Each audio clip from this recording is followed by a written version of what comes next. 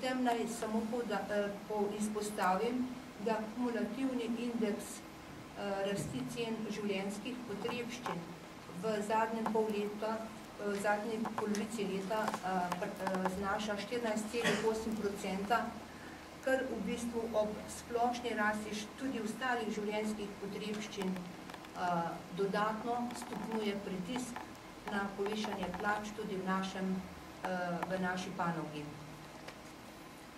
Povišale so se tudi zavarovalne premije v višini oziroma za 3%, stroški materijala za 7% in pa nabavna vrednost vozil, ki tvori osnovo za obračun amortizacije. Tudi to povišanje se giblje med 8 in 10%.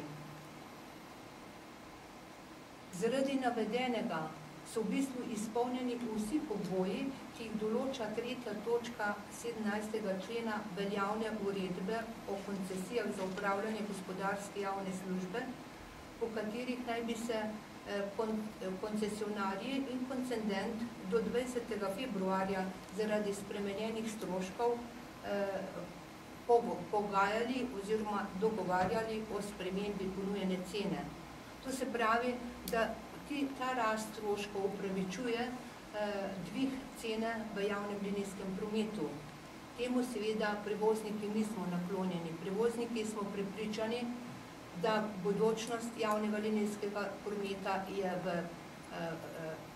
v kvalitetnem, privlačnem in pa seveda tudi cenovno ugodnem oziroma cenovno dostopnem prevozu. Torej, v tej situaciji smo se obrnili za svojo zahtevo na ministrstvo v želji, da nam poveča subvencijo za 9,7%, kar bi nekje zagotavljalo normalno ekonomično poslovanje družb, ki se ukvarjajo z javnim linijskim prometom.